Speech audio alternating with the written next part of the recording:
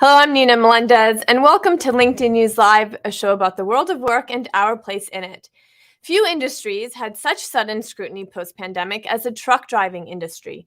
It was easy to forget just how central long-haul drivers are to the economy until there was a shortage of folks willing to do this demanding and lonely job. The government even piloted a new program to allow 18-year-olds to drive semis across state lines. Well, our next guest thinks he has the answer: self-driving trucks, and they are coming to a road near you. Joining me now is Chris Urmson. He is the CEO and co-founder of Aurora, a self-driving vehicle technology company. Prior to co-founding Aurora almost 6 years ago, he was the CTO of Google self-driving cars. He was an assistant research scientist as well in robotics at Carnegie Mellon, where he got his PhD in robotics. Chris, welcome. Oh, thanks for having me. It's good to have you on the show, Chris. I have been really wanting to do this show for quite a while, so I'm super excited. Just for starters, tell me a little bit more about what Aurora does. Sure. So Aurora's on a mission to deliver the benefits of self-driving technology safely, quickly, and broadly. We build the technology that allows trucks and cars to drive themselves. We have some amazing proprietary technology for seeing the world around the vehicle. We build amazing simulation capability that allows us to test and develop the software more quickly and more effectively than on the road. And we work with awesome partners. We work with PACCAR, who make Peterbilt trucks. We work with Volvo. We work with Toyota, Uber, FedEx, and a bunch of the big names in transportation. And what is the value proposition of a driverless truck? Is this something that will help the supply chain issue, the worker shortage issue? Yeah, it'll do both of these. So today we have a dramatic shortage of drivers in the U.S. We're short something like 60,000 drivers, and by the end of the decade, we expect to be short 160,000 drivers. And so, by bringing this technology to market, we'll alleviate some of the pressure in the supply chain, allowing goods to get more safely and more easily from where they are to where they need to be. This is kind of magical because today, if you want to move goods, say from Houston to LA or from Dallas to LA, this is a multi-day trip because drivers can only operate for 11 hours a day. With the Aurora driver, we will do that trip in less than a day, which will mean people can get their goods quicker than they would otherwise be able to. And you mentioned, this shortage of drivers. The average truck driving company has a turnover rate of roughly 95%. That's according to the New York Times. So it's a job that a lot of folks are just not all that interested in doing anymore. Right. It's an incredibly important job, right? So much of our goods move on a truck, right? More than 70% of stuff or more than 70% of freight in the U.S. is handled by truck. And so it's critical for the U.S. infrastructure. It's critical for, society that we can move things. And people this is not a great job, right? It's very demanding. It has real implications for people's life. It means that they don't get to spend their time at home with loved ones and sleep in their own bed. And so it's one of these things where, while it's a noble profession, it's one that we respect the folks who do it, but let's help them move to other jobs and make this important part easier and safer. I imagine the biggest concern is safety, right? There's about 4,500 fatal accidents involving large trucks and buses yearly, and that's according to Bloomberg. Is Aurora's goal to make self-driving trucks safer than the human driver, or as safe as? Yeah. So today, this is an epidemic, right? That in the U.S., something like 45,000 people, 43,000 people died on the U.S. roads, and we just kind of take that as status quo and say it's okay. And this technology can help drive that towards zero. When we introduce the technology, we expect it to be as good or better than people. And then over time, because we'll be able to take the lessons learned from any one driving incident and transfer that to the rest of the fleet so that everybody, all of the vehicles get better, we expect to have a huge positive impact here. And it's why it's the first one of the first words in our mission: delivering the benefits of self-driving technology safely, quickly, and broadly. And what's your rollout plan? So we're going to begin with trucking, and we'll start in Texas. This is the heart of moving goods in the U.S. And we'll pick a route or a couple of routes within Texas where we'll be delivering goods between terminals.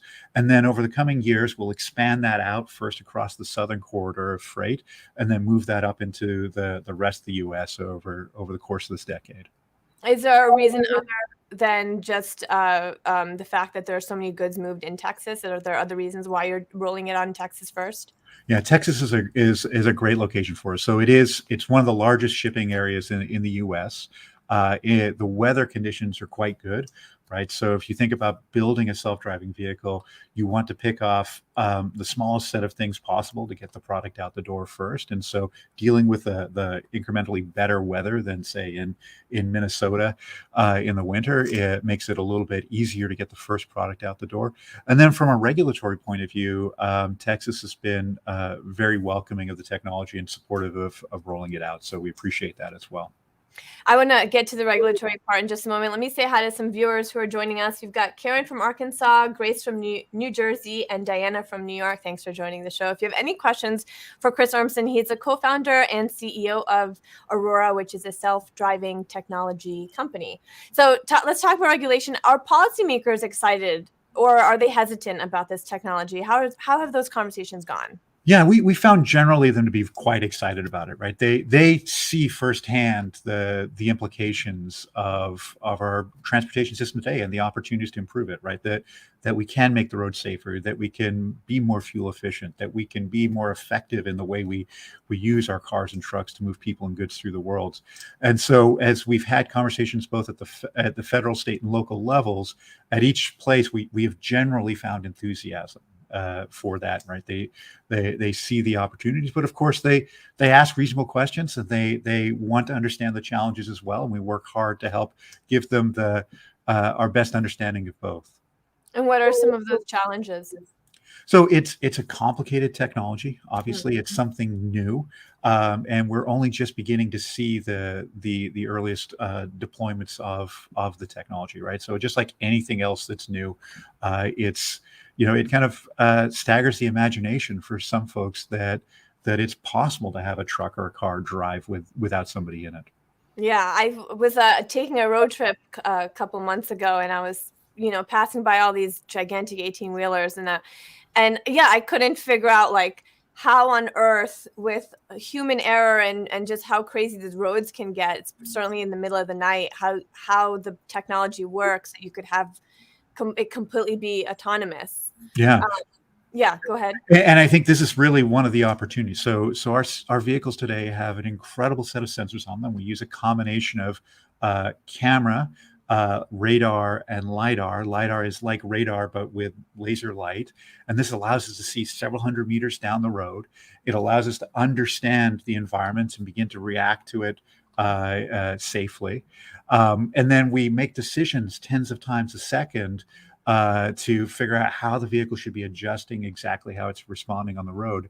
What's exciting about the technology, one, is that unlike a person who just has two eyes in the front of their head, right, and that's where they kind of look where they're focused, our vehicle is able to look all the way around it and be paying attention equally to all of the actors on the road around it. And it never gets distracted. It's only got one job, and that is to drive the vehicle safely down the road. And so it keeps that focus the whole time, and it doesn't get emotional, right? It doesn't get frustrated about going a little bit slower than it would like to. It's just going to be steadily and safely driving goods and ultimately people where they want to go. It doesn't get road rage. Nope. It doesn't, yeah. So there's an 11-hour limit on drivers, which you mentioned earlier. For these self-driving trucks, is there a limit, or can they go 24 hours or however long until they need to get to their stop? How does that work? So today there isn't a limit on it, and it wouldn't really make sense for there to be a limit for people because there's only so long that they can kind of pay attention and that they need to rest so that they're alert and able to operate safely, right? We need to put a limit on how they operate. But with the computer, right, it's just going to be running the software over and over again, and it's not going to be distracted. And so it should be able to operate as, basically as long as the fuel tanks can carry it. And how close are you to getting these trucks on the road across the United States? So they're already in existence in Texas, is that correct? Mm-hmm. That's right. So today we have our trucks on the road. They're operating today. We have human operators on board to supervise, but the vast majority of the time the truck is driving itself. And we'll be working towards the end of the quarter where the end of 23 is when we're trying to be able to remove the operators from those trucks. And then we'll span out from Texas, again, following kind of the southern trade routes, freight routes, and then moving up into the northern US over the course of the coming decade. And will this change as electric vehicles become a little bit more ubiquitous? How will the technology integrate itself? Yeah, if anything, it'll be incrementally easier to work with electric vehicles. The architectures will be a little bit more modern than what we have to deal with some of the ICE and diesel engine systems.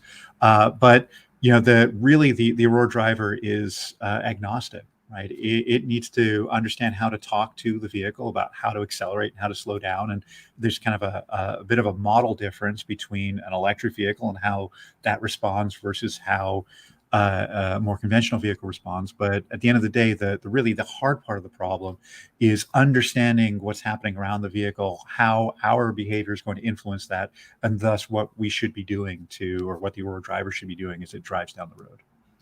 We have a couple more people joining us. We've got Stephen in New Jersey, and we've got David from Texas, which makes me wonder, have people seen these, and I don't know if you have the answer to this, Chris, but have people seen these trucks on the road and sort of looked up to see a driver there and hadn't seen a driver there? Like, how have people on the road been reacting to these driverless trucks that they're seeing, driving next to them? So again, today our trucks have drivers in them, and so maybe it looks a little bit different because it's got some extra sensors on it. But I think for the most part, they just kind of blend in. My experience with over the last couple of decades of working on this is people mostly don't notice that when these vehicles are operating the way they're supposed to, they blend into traffic, and it's and you spend more time thinking about whatever it is you happen to be thinking about, and when you're driving down the road, as opposed to, oh geez, that's a self-driving vehicle. I have a question from Moin Rahman. It's a bit of a tough one. He asked, how would indemnification work in the case of accidents caused by an Aurora Driver? Have you thought of that? Or how do you address that? Yeah. Like, who would be to blame? Yeah, and I think really the good news here is that the U.S. has a robust legal system, and so there'll be a finding of fact and an understanding of what caused the accident, and thus who's to blame, and then ultimately there'll be some insurance that's in place, whether that is insurance from the motorist involved, or it's insurance from the carrier, or insurance around basically the product insurance around the Aurora Driver. And so one of the benefits, though, will be that we'll have the data, right? We'll understand exactly what happened and how the vehicles interacted. And this will reduce some of the kind of he said, she said part of what happens today in understanding when an accident happens on the road. And this will ultimately allow us to resolve the situation more quickly, and it'll give us the data so that if there was a mistake made by the Aurora Driver, that we can understand what that was, and we can use that to make that driver better, and obviously the whole fleet will get incrementally safer and better because of that understanding. And that's a great other value proposition, is that because of all of the technology and the smartness of the technology, that there's more clarity and transparency into what happens on the road if there is, God forbid, something dangerous that happens. Let's talk about jobs. Our viewers love to talk about jobs. What will this mean, having driverless vehicles on the road? What will this mean for the industry's job landscape? Will drivers become obsolete? Will they be replaced by other jobs? Yeah, so initially we expect the Aurora Driver will roll out next to human drivers. As you said, today we're short an incredible number of drivers, right? Just to keep the U.S. economy turning over, we need to get more drivers into the system. The average age of drivers is going up. People aren't really entering the profession. My expectation is anyone who wants to be a truck driver today will be able to live their whole career as a truck driver. But as we deploy the Aurora Driver and we get it out into the world, it'll work alongside those men and women that are driving trucks, and over time it'll drive more and more of the trucks. And those people will first, they'll focus more on local hauls, which are great because they're generally shorter days. They get to spend their nights and weekends at home with their family, right? They can sleep in their own bed, which is, all of this is just better and healthier for them.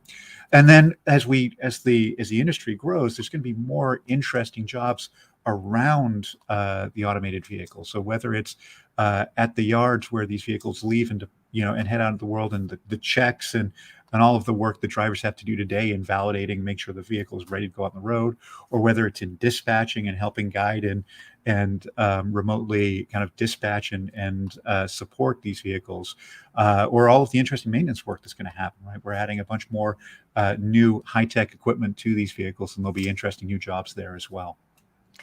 Let's talk some of your partnerships. You've partnered with Toyota for autonomous ride hailing. Can you first tell us a little bit more about that? I'm so interested in getting into a car and it being autonomously driven. Like, what's that movie with Arnold Schwarzenegger? Yeah, we don't want to be Johnny Cab. So he gets in and the robot turns around. Yeah. It'll come to me what the movie on Mars or something. Anyways, tell me more about your partnership with Toyota for the ride hailing. Yeah, so as we've built the Aurora Driver, we've designed it as a platform that works across all kinds of different vehicle types. So obviously works with big trucks, but it also works with light vehicles as well. And Toyota is the largest car manufacturer on the planet. And so they're an incredible partner to work with. We've developed with them interface for the Toyota Sienna that has the robustness and the right way to talk to it so that we can control it with the Aurora Driver and operate it. And just recently we showcased how we could transfer what we've developed for trucks to that platform, and we're fortunate enough to have the CEO of Toyota North America in the vehicle, and kind of continue to deepen our partnership with them. Chris, it was Total Recall. Yes, it was. Yeah. Yeah. Any other partnerships in the works? You mentioned earlier you've got something with FedEx and some other companies. Tell us about some of those partnerships. Yeah, so I can't share about things that we haven't kind of announced so far, but we have a partnership with FedEx, which is the largest carrier in the U.S. We work with Werner, which is a big carrier. We work with U.S. Express and Covenant.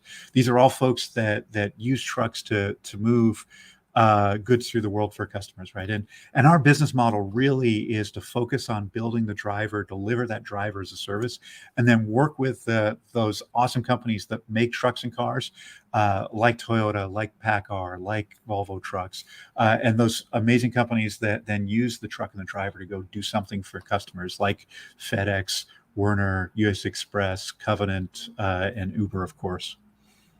And let's say hello again. We've got Anita Zita from Romania, William from Washington, D.C., Jackie from New Jersey. Thanks for joining. And Fabian has a question. He asks, how many trucks are expected to drive autonomously in the U.S. by 2030?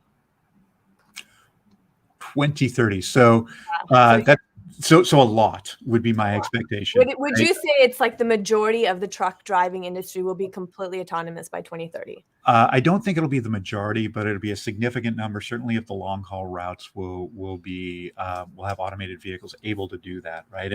And we're excited about the progress we're making in Aurora. We're again driving the vast majority of the time automated with the automated system with the Aurora Driver operating the trucks today, and then we expect that we expect the size of the fleet to ramp, because again, that opportunity to transform supply chains, to make it easier to get access to goods, it's going to be so meaningful to people that we expect it to ramp pretty rapidly.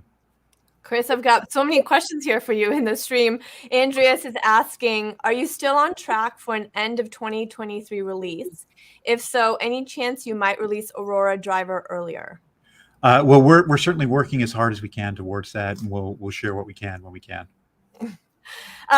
Before I let you go, you are hiring at Aurora. It's in your profile page. Can you tell us a little bit more about what you're looking for, the sort of the culture of the company, and any tips for folks who are thinking of applying? Yeah, so we really like the place that we've built here, and people seem to really enjoy working here. We're looking for amazing folks. We want folks who are excellent at whatever it is you do, whatever it is they do.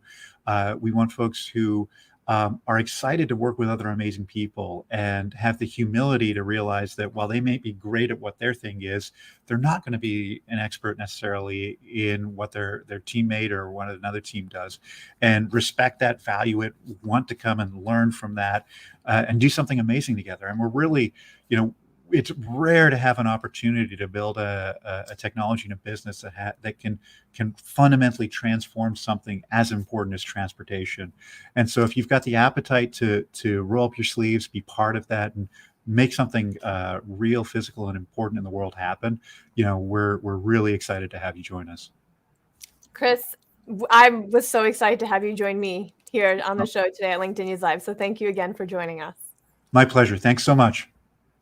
That was Chris Urmson, CEO and co-founder of Aurora. And thank you for everyone who submitted your comments and questions. I'm sorry we couldn't get to everything, but you can continue the conversation here. You can check out some of our other stories to the right of your feed, or if you're on mobile, click into the search box. I'm Nina Melendez. Thanks so much for watching LinkedIn News Live.